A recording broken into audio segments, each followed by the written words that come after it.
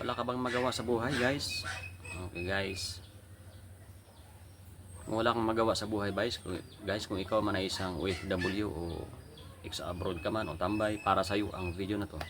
Tapusin mong panoorin tong video na to, guys, dahil mayroon kang munting matutunan o mayroon kang ma-inspire ka sa mga ating mga video. Nakagaya ko na simpleng vlogger lang na nag-upload lang din ng gaya ko na isang mahirap lang, kumakain lang ng 3 beses ang araw, minsan 2, basta isang ano lang din, isa lang ding mahirap at nandito sa probinsya at may pangarap. Okay, guys, may topic po tayo, guys, yung ano, guys, yung wala ka bang magawa ngayon sa buhay, guys, na kagaya ko rin, guys, na walang magawa ngayon. Kaya ang ginagawa ko ngayon, guys, ay siyempre, guys, ay magpo-content. Okay, guys, bago ko simulan yung topic natin, guys, kwento muna sa inyo yung kunting karanasan ko, guys, sa pagpo-content or sa pagba-vlog.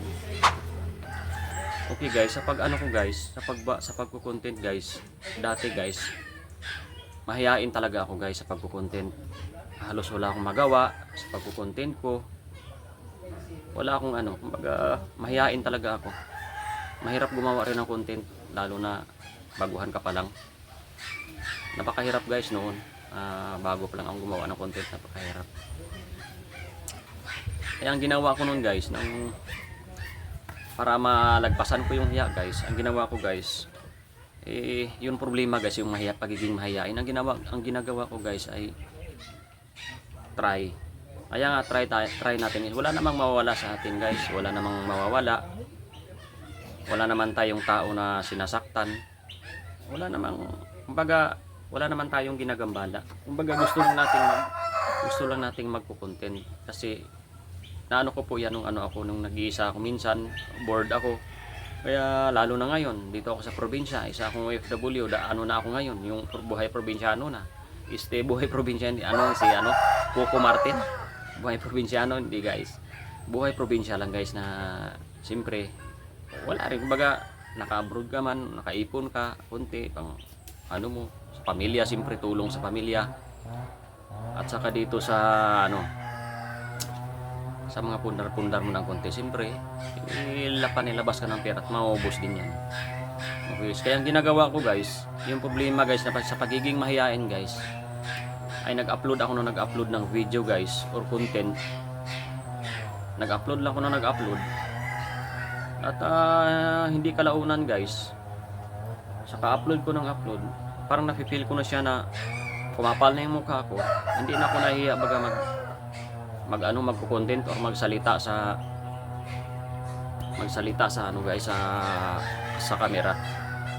Kumbaga nawawala na yung hiya ko sa kaka-upload, guys. Sa kaka-upload ko. Guys, ang ingay ng Powerso. Hoy! Ang ingay ng Powerso. Papowerso sila, guys, Ganito talaga sa probinsya, guys. Nagpapawirso yung iba. May mga niyog kasi dito na mataas na gusto na nilang ipawirso, kaya pinuputol na nila para gawing bahay. Okay, guys, yun po yung, guys. Kaya doon, guys, sa pagbablog ko ng pagbablog, guys, at sa pagkukontent ko ng pagkukontent, at halos kunting value lang, guys, doon ako nahahasagat nasasanay. At doon, guys, nabago yung pananaw ko sa pagiging vlogger o sa pagiging content creator, guys. Kaya ngayon, guys, hindi na ako nahiyang mag-share sa inyo ng aking mga content or vlog. Okay. Okay, guys, simulan natin yung topic, guys. Wala ka bang magawa sa buhay, guys? Nakagaya ko ngayon na nandito sa probinsya na isang tambay lang na siyempre mahirap humanap ng trabaho dito sa probinsya. Ano bang trabaho mo dito sa probinsya? Kaya hindi ako nakatapos ng pag-aaral, guys. Dahil sa kahirapan noon. Napakahirap talaga. Naranasan kong kumain ng kamuting kahoy, kubos dito sa probinsya. Ito na probinsya namin talaga to, guys. Ito yung lupa namin. Naranasan kong magaling ng alam yung mais, guys, ng igaling. Mas masarap pa nga yun, mas ganda rin yun, kaso lang napakahirap yun. Napakahirap sa kasi nga igigilingin mo pa yung mais, yung bago ibilad. Pagkatapos ilagay mo sa bato, gigilingin mo. Kaya yun ang namin, napakahirap, guys. Aminin ko yung, guys, ako kaya kagaya ngayon nagsisimula ako, guys. mahirap din. Hanggang ngayon mahirap pa rin guys, pero may pangarap guys. Kaya kung kagaya mo ako na nagsisikap din, pwede mo akong sabayan sa aking mga video guys, dahil mayroon akong mga kunting ano guys, kunting technique, kunti lang guys. Siyempre nagsimula naman lahat sa maliit eh. Ganun yan guys, sa pininiwalaan ko guys, lahat nagsimula sa maliit guys. Yung mga pinalawan ko, kahit lahat, sino mga matagumpay na tao ngayon sa buong mundo guys, ay sa buong mundo, kahit sa buong Pilipinas guys, nagsimula sila sa maliit muna. Ayan po yung pinaniwalaan ko guys. Okay guys, kaya ang pagbablog guys, ay ano rin to guys, kumbaga para siyang exercise na hindi ka mahiya, or isang public speaking na nagsalita ka, mas ano pa to, public speaking, nagsalita ka sa milyon-milyong tao guys, na hindi ka na nahiya baga. Kumbaga nawawala na yung hiya mo, kasi mostly sa atin ngayon mga Pilipino, ang kalaban natin ay sagiging mahiyain talaga guys yung mga public speaking. Pero hindi naman lahat guys na kagaya ko na magaling nagpa-practice pa lang guys sa pagbablog.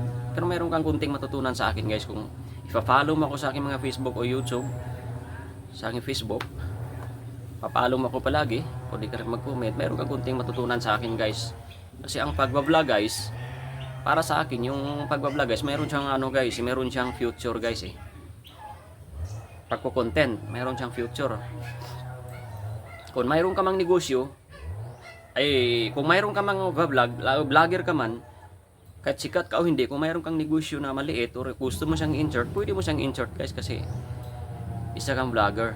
Kumbaga masipag ka lang, hindi naman pwede tayong basta na lang vlog kung hindi masipag guys, hindi tinatrabahoan din natin itong pag-vlog. Pero para sa akin ang pag-vlog guys, or pagko-content, isa itong parang ano sa akin, laro o libangan sa akin, para masanay ako sa mga public speaking na hindi ako mahiya. Hindi ako mahiya na magsalita. At kung mayroon akong sasabihin, hindi ako mahiya guys. Okay guys.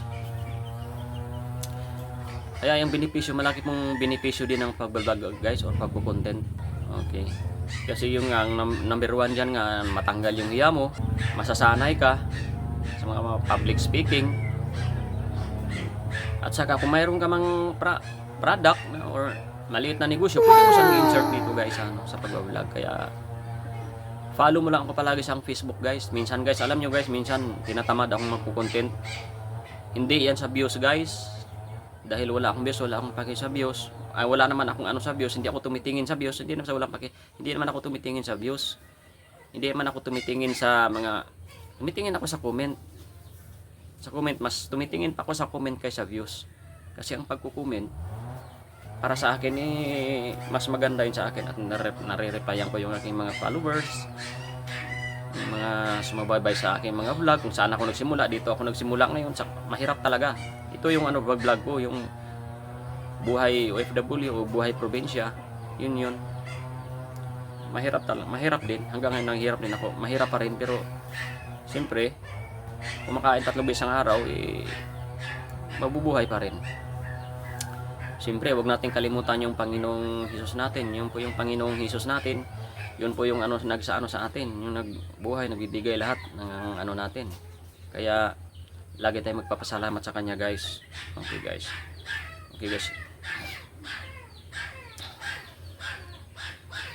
Kasi guys, naniniwala po ako guys, sa pag-upload mo ng upload or pagko-content mo ng pagko-content, mawawala po yung hiya guys. Kasi yun po yung kalaban natin guys, yung hiya guys, sa pagiging mahiyain. Kaya hindi tayo makapagsalita, hindi tayo makapag-content, hindi tayo makapag-vlog, dahil na rin sa hiya o lakas ng loob guys. Okay guys, samahan mo ako sa aking mga video guys, sa aking mga sunod na video. Kung nagustuhan mo tong video na to guys, pwede mo akong i-like, comment and share sa aking mga video para ma-notify ka sa mga bago ko na namang upload guys. Okay guys. Wag kayong mag-alala guys kung ikaw ay hanggang ngayon ay mahihain pa rin guys, o walang vlog or walang content. Dahil mag-upload ka lang na mag-upload guys. Yung sinasabi ko guys, magko-content ka lang na magko-content. At masasanay ka rin sa camera guys. Yun po yung sekreto guys. Mawawala po yung hiya mo guys sa camera. Ang kagandahan naman guys, pag marami ka ng upload, hanap-hanapin mo siya, nasasanay ka na siya, kasi nasanay ka na magsalita sa public speaking. Nasasanay ka na, yun po yung guys, yung kagandahan guys. Okay guys, ang trabaho pala natin guys, yung nabanggit ko guys, na Dati akong heavy equipment operator guys. Hanggang ngayon, alam ko pa rin yun guys, kasi yun po yung kinaano ko sa trabaho talaga, linya. Kung gusto mo guys na guys, may group ako sa taas guys. Mayroon pala akong group sa taas na ilagay ko, ililink ko dyan sa heavy equipment malupit group guys. Samahan ng mga heavy equipment operator guys na gustong gustong matuto or lapagan ng mga equipment na operitan guys. Lapagan ng mga galing para matututo yung iba guys, para matututo yung iba sa mga gusto ring maging operator na kagaya ko. Hindi man ako magaling guys, pero mayroon akong nalalaman guys, i-share ko rin guys sa inyo. Mayroon po tayong group sa taas guys. Samahan niyo ako sa group natin guys. Okay guys, lakas ng ulan guys, oh, umulan na. Umulan dito sa probinsya guys, maulan guys, oh. Maulan dito. Okay guys, wag nating kalimutan si Lord guys, dahil siya po sa lahat. Kung wala siya, wala po tayo guys. Ginawa po tayo ng Panginoon guys. Lucas 10:16, Lucas 16:10, sabi ng Panginoon, ang mapagkatiwalaan sa maliit na bagay ay mapagkatiwalaan din sa malaking bagay. Ang madaya sa maliit na bagay ay madaya din sa malaking bagay. Okay guys, hanggang dito na lang sa yung video natin. Salamat sa panood. See you on my next video guys. Salamat guys. I love you guys.